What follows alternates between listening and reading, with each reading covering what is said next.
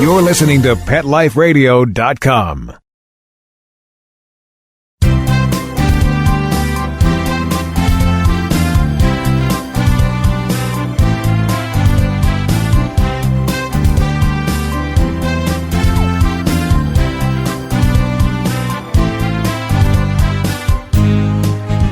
And hello, good morning, or good afternoon, whatever the case may be. You are here live on Pet Life Radio's only live call-in show. Your host, Dr. Jeff Werber, here with you for the next 30 minutes. Coming to you live from Park City, Utah. Took a little break from LA to get some snowboarding in. I don't know if you can see behind me, but it's magnificent out here. And it's snowing today, unfortunately. Been here for a week, got to get back to reality. Back to the appointments tomorrow morning, but just did not want to miss an opportunity to be before you here, and also to once again welcome a good friend and colleague, Dr. Heather Loenser, coming to you live from New Jersey. Hey, Heather, how are you? Hi, Jeff. How are you? You're better than great. I am. You're just better than I am. We'll just say that.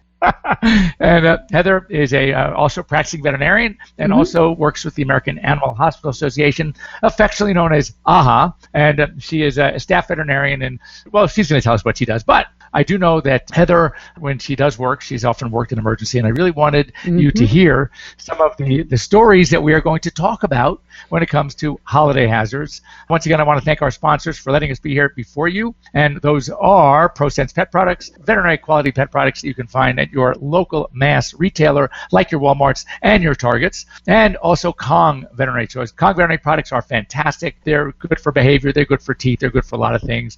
They really do help us out a lot in veterinary medicine. They have great cones. They do a lot of things. Also, we want you to join us. We want you to call and ask questions. You have two veterinarians here today, not just one. 877-385-8882. Once again, 877-385-8882. You can also join us live. You can try this. This is something new we're trying to work on. So we have been having some technical difficulties, but we can overcome them. And that is to go on to PetLifeRadio.com, click on Dr. Jeff tab, and you will a box will come down and under join the conversation, you will see a link, and click on that link, and hopefully that will bring you to us so we can actually see you. You can actually bring your pet, your dog or cat or whatever, your bird in front of your computer if you have a little camera there, and you can show us that little bump or that mole and say, what is this, Doc? What do you think? So anyway, we want to thank you for being here. So before we get going on some of the things we really want to talk about, as it's snowing here in Park City, Utah, it's snowing in a lot of places in the country. I'm sure back in New Jersey, Heather, it's pretty cold. It's not. We have the whole El Nino thing going on right now. So it's like 50 degrees and it feels like a perpetual fall. So my kids are very, very disappointed. But I don't mind the warmer That weather. is so weird because we've been promised this El Nino thing, and it's going to bring a lot of snow, and so far we're not in LA, though. Mammoth, which is one of our local ski resorts, I use that term lightly because local is 4.5 hours away by driving, but they've gotten great snow. I'm heading there in 2 weeks, so we will let you know then how great it is there. So before we get into some holiday hazards, I see if you're joining us here live on air, behind Heather, to her right, to our left, is a wonderful Christmas tree we're going to talk about, and I'm seeing all these hazards in the making. I know, hanging. right? So we were going to talk about that as well. But really first, real quick, I saw a really cute study, and I wanted to get Heather's opinion on it too. And it's this. It was coming from NBC News. It was on NBC Today show, that whether or not sleeping with your pets is good or bad. And they polled whoever answered the query, the questionnaire, and over 50% of the people that answered did have pets, which we kind of expected. And of those, over 50% slept with their pets. The good news is only 10% blamed their sleeping problems on their pets. I'm not going to say that most of them blaming it on their little teeny kids who are crawling in bed with them or their spouses, but it's not their pets. And I know I have quite a few, and they are at least 4 of my 5 dogs. It would be 5 out of 5, but my old Labrador, 14 and a half, bless his heart, he'll sometimes jump on the bed with his front feet, and then he looks at me like, okay, Jeff, my back feet, and I got to get out of bed, and I got to hoist him up. But no, it's the best. There's nothing warm. Heather, you have how many pets? I do. I have 2 dogs and a brand new cat that we just rescued. So she hasn't figured out the bed yet. But my little poodle is literally right by my head all night, which is why I always know when he needs a dental cleaning has an ear infection or, needs a bath, because he's literally right there all the time. My border collie he's too humble to sleep in bed, so he sleeps, so he can still herd the house in the dark, right? So he sleeps between my room and the kids' room and the front door. But I think the cat's going to figure it out pretty soon. And there was a time I slept with my husband, a baby, a pit bull, myself, and a poodle all in the same place. So there's like a zillion rules I was probably breaking there, but we slept pretty nicely. And that study that the Mayo Clinic did that was talked about on the Today Show actually said that 40% of people, so this was the actual, not the poll, but the actual study, said that 40% of people found sleeping with pets beneficial. And a lot of it was, what we know anecdotally and just as pet owners, they provide us with comfort. They keep us from getting lonely. If we have a partner that travels a lot or if we sleep by ourselves, having that other warm mammal in the bed can make us just feel better. My poodle is the best burglar alarm in the world, so actually having him right by my head, I would know if someone was even thinking, even just walking by the mailbox, I would know about that. So I think there's a lot of great benefits. And actually the authors of the study recommended that if people are having sleep issues, they should be talking to their physician about whether or not there are animals in the room, because they could fall into the category of the 40% or 50%, as the Today Show poll showed, that find them beneficial. And if they don't have an animal, it might be something that physician could bring up. I mean, I would love to live in a world where, and I think it's going to happen in definitely in our practice lifetime, where physicians prescribe pets for people for various ailments. And we already know they help with depression, PTSD, asthma, different types of emotional disorders, and why not helping us with sleep too? So I thought that was a really, really exciting, cool study for sure.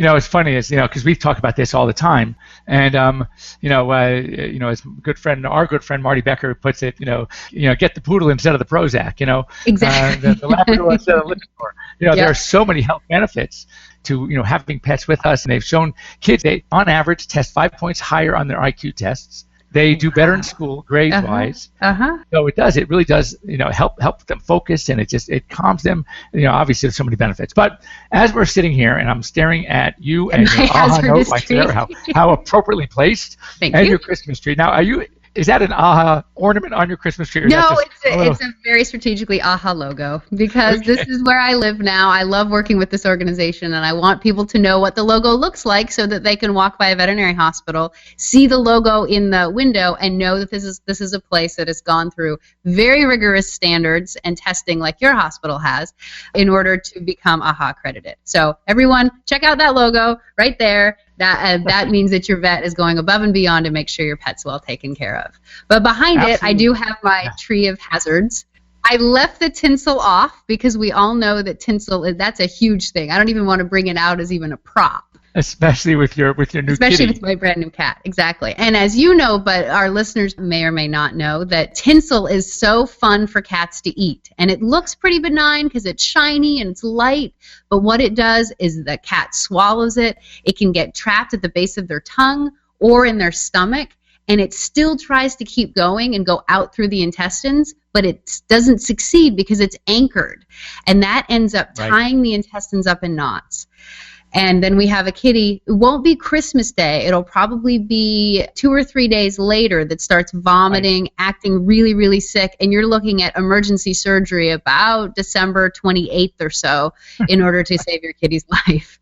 So do what I did and leave the tinsel off the tree, for sure. Now, I'm looking at all of those decorative balls hanging from a tree. Now, you can only imagine with 3 of my dogs, a Labradoodle and 2 Labradors, that live with the ball. They see. So can you imagine walking into a room, seeing your tree, and going, "Oh my God, I've never seen so many tennis balls in one place in my life!" And they are going to go nuts over these things. And are those candy canes? If they're real candy canes, candy. Come on, let's face it.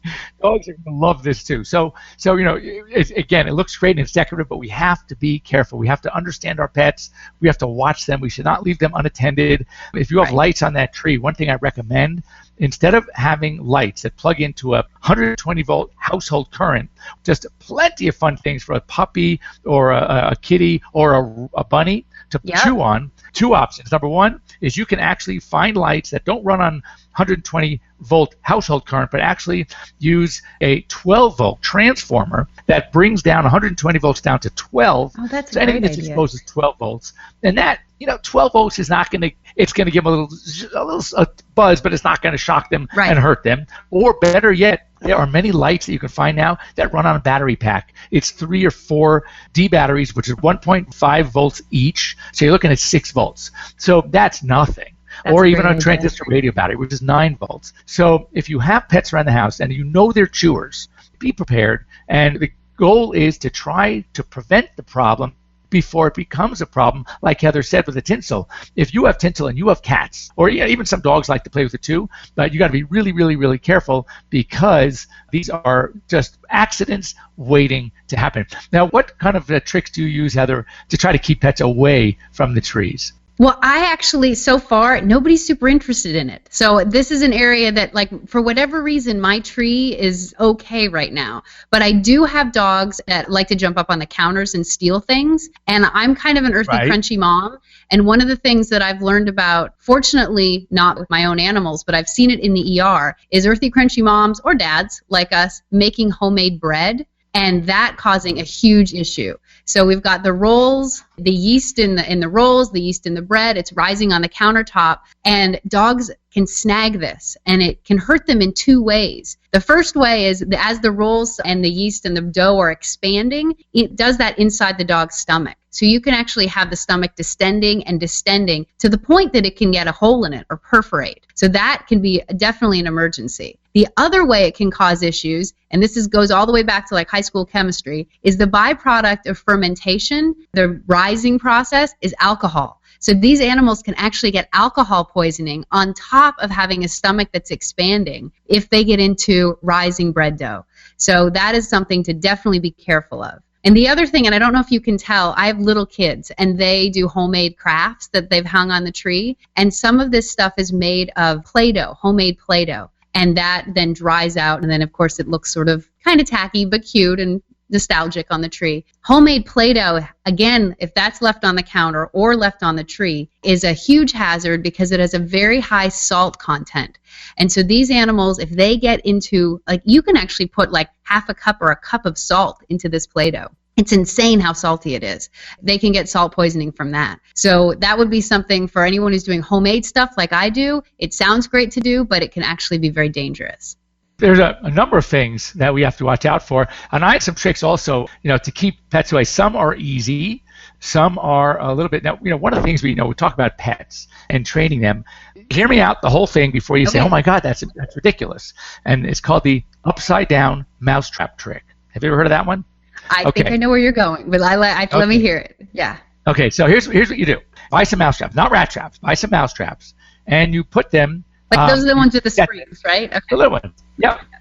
You set them, and you gently turn it upside down. Then you put a piece of paper over it. So animals aren't afraid of paper, right? So they may walk right over the paper, on top of the paper, to get to wherever they want to go to. Well, when they hit the paper and hit the trap's going to snap up in the air. The paper is going to go flying. It's going to make a sound, and it's going to scare the behooses out of this pet, right? Well, do this enough times, pretty soon you don't even need the mousetrap under there. Anywhere you don't want them to go, just put a piece of paper in front of it. That's great. That is fantastic. I don't know why I've never heard of that, but that is brilliant. That's a great idea. So, it works really well. The second thing is, especially with cats, they don't like double-sided tape. Even dogs don't either. Mm-hmm. But you can buy really strong, heavy-duty double-sided tape.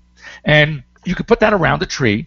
And then when they have to walk up to it, and all of a sudden their feet are sticking to this tape on the carpet or the linoleum or wherever the tree is, again, that's going to be somewhat of a deterrent. The key is that in order to keep pets away permanently, it can't be when you're there with the firm no or quit or the squirt gun, because they're going to know they're way smarter than we are. Absolutely. They're going to know, okay, when mom's here, I'm not going near that tree. Or when she's gone, oh my God, I'm going after those balls. Another thing you can do is, we ever had your carpets cleaned? Now, we're all hardwood floors at home, but back in the day we had carpeting. When the carpet cleaner service would come, they would lay down this plastic mat with these little barbs underneath to grab hold of the carpet, and wanted you to walk for a few days while the carpet was drying on these mats, right? On the little carpet runners. But what you can do is buy carpet runner plastic in a hardware store, but instead of having it the way they want you to have it, turn it around. So the little barbs are facing upward. Okay. And they're a little plastic. They're not going to hurt. They're not going to... But man, they're going to be a good deterrent. And the dog is saying, I'm not walking on that thing again. That's great. So these are all cute things. And one other thing, here's where, you have to know your pet. You have to be the kind of person you want to be. But there is a product out there that really sounds worse than it is. I've touched it and walked on it myself. It's called Scat Mat. And scat mats come in all different shapes and sizes, including a round one with the hole in the center for a round the Christmas tree. Okay. and basically, it's not a shock. I hate to use that word shock. It gives a little bit of a impulse buzz on the feet that most pets find objectionable, and therefore they will stay away. All they have to do is do it once, and then again, with any of these deterrent things, you just have to remember, you don't even have, like with the mousetrap trick, you don't even have to have it on all the time. Once they've learned it, all you have to do is put it around the tree, and then they're not go near it anyway. So these are all some really cool ideas. Hang on a second, though. Don't go away. We have to take a quick break. Once again, I want to thank Dr. Heather Loenser for being with us. She's going to be back in a few minutes when we come back. Don't go away. You're on live here with us on Pet Life Radio's Ask the Vets with Dr. Jeff.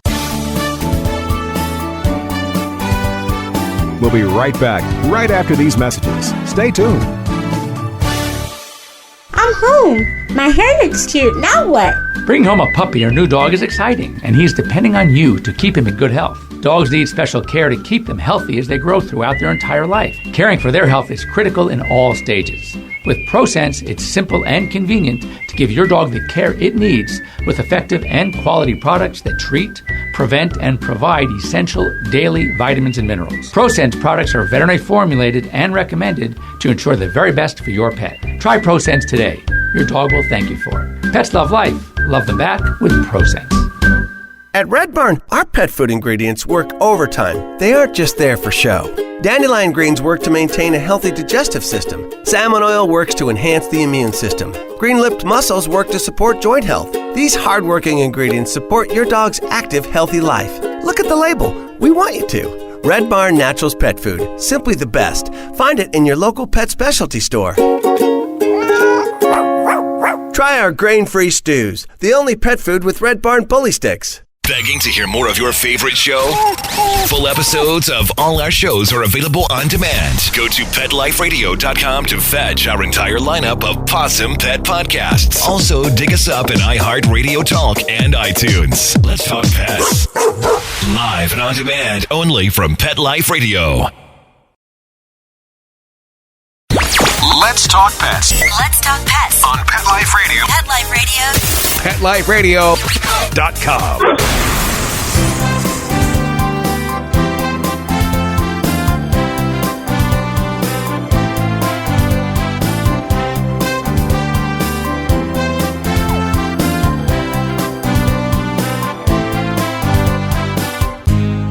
And welcome back. You're here live with Dr. Jeff Werber with our special guest, Dr. Heather Loenser from the American Animal Hospital Association.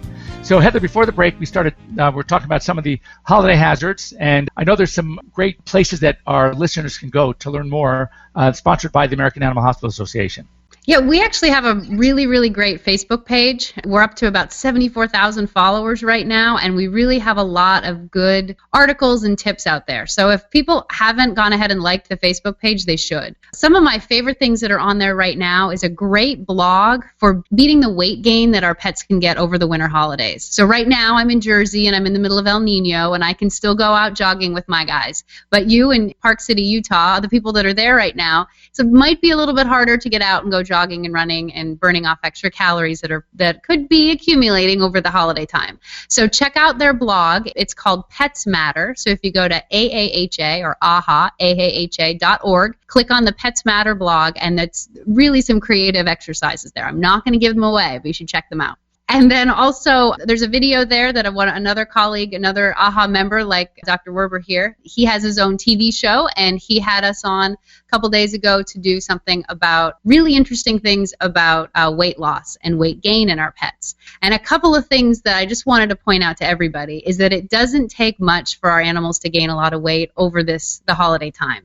The fatty food that we're eating not only can wreak absolute havoc in our dogs' and cats' intestinal tracts, but they can gain weight. And a dog the size of a beagle, if he or she gains about 5 extra pounds over the holidays, that's the same as you or I gaining 25 pounds. And it's harder and harder to lose that weight, just like it is with us. Animals that become overweight have the same kind of health problems that we do. Even risks of increased cancer, diabetes, and then all the sort of wear and tear things like more difficulty walking, arthritis, that kind of stuff. So do try to avoid allowing your dogs to eat off of your plate. And then if they absolutely have to, like if you've already created that scenario where they get snacks off the table, please pick stuff that is low fat. So one of the things I like to do is I have baby carrots in a little bowl beside me, and I'll give that to my dog at the table if he's absolutely going to drive me nuts. But that does reinforce, and we were talking earlier about how to behaviorally dissuade an animal from doing something, and even giving healthy snacks from the table can be, again, encourages them to come to the table. So there's other things out there, and you were talking about Kongs, how you use those as a great way to hide food inside, to give an animal something to do, like using frozen pumpkin or low-fat, lactose-free yogurt. Put that inside something like a solid toy, like a Kong, or there's a bunch of other ones out there as well. Freeze that and then let your animal lick that while you're eating dinner. I'm also a huge fan of different puzzle toys where you actually can put kibble inside the toy, and then the dog has to work hard to try to get the kibble out of the toy. Again, do that at your dinner time when everybody comes over to keep them busy so they're not bothering you at the table. Because the last thing I like to see as an ER doc is people showing up, like 4 or 5 o'clock Christmas Day, all dressed up, and their dog is eating the turkey, the stuffing, the gravy, and there's vomit and diarrhea all over their Christmas celebration. One thing I want to add about is you mentioned the Kong toy, stuffing the Kong toy, and putting it in the freezer. A lot of people like to do that with peanut butter, which is okay because dogs love peanut butter. However, a lot of the low-fat, low-sugar peanut butters out there now are using xylitol as their sweeteners. So just be really, really, really careful. Read the ingredients. Anything with that funny word xylitol. With an X. Anything with an X. That's bad. Right. Things with X are bad. Right. So with a few minutes left, Heather, any other we want to talk about? I think we should talk about maybe the wrappings, the gifts that people come, the presents that people give, and the ribbons, and also, much things we talked about Halloween. It's a festive time. It's a lot of family. It's a lot of fun. A lot of people coming in the doors, the doorbell ringing maybe, often earlier in the evening as people are coming over to help celebrate or have that big meal. We have to be really careful about dogs being a little hyped up, or cats even, maybe bolting, being afraid, fearful. Dogs that typically are great with you and your kids and your family may not be so great with strange people coming in the house they don't know. So again, that's something to just be aware of. And I would always tell people to take the necessary precautions. If you know your pets well, then understand that they may not always behave the way we want them to when there's a lot of excitement around the house as well. And one last thing, it's a great time to give gifts. A really big mistake people can make is saying, you know what, I know the Millers would love to have a puppy. I'm going to get them a puppy for their kids. Right. Because please don't do that now. Well, that's one thing you do not want to do is give someone else a live pet as a gift without either discussing with them, shopping it with them, and even if you were to do that, I'm not a big fan of doing it like smack in the middle of the festivities because kids are opening their presents. There's so many other things to distract them that I just pity this poor little puppy.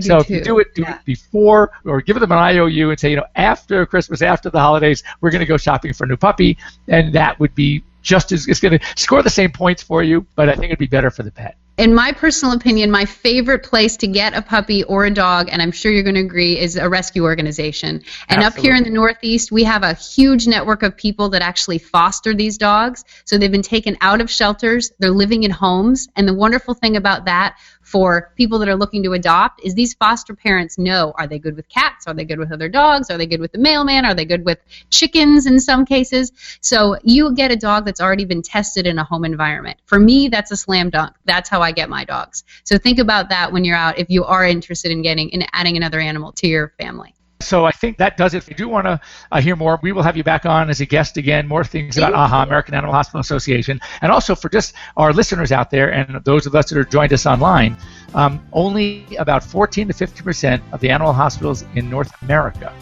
are certified by the American Animal Hospital Association or accredited by. That doesn't necessarily mean there are more out there that couldn't. Some choose not to. I don't know why. But it really is. It's if you've heard of the good old-fashioned, companies all the time used to advertise that they were, good housekeeping seal of approval. Well, with AHA, it is the AHA seal of approval, which is better than the good housekeeping seal, and it's actually better and more strict than most of state associations' recommendations recommendations and guidelines. So something to keep in mind when you're looking for practice. If you're moving to a new city, the best thing to do is go online to the American Animal Hospital Association and try to find an AAHA accredited hospital in your new area. It doesn't vouch for the personality of the veterinarian, but it does vouch for the facilities, the protocols, the training, the staff training, etc. So something that you want to keep in mind. Anyway, Heather, thanks for joining us again here on Pet Life Radio's Thanks for having me. Dr. Jeff. Have a great holiday. Enjoy the tree I see in your background. And for those of you listening, we will be here next week, same time, here on Pet Life Radio. Have a great week, everybody. See you soon. Bye-bye. Let's Talk Pets, every week on demand, only on PetLifeRadio.com.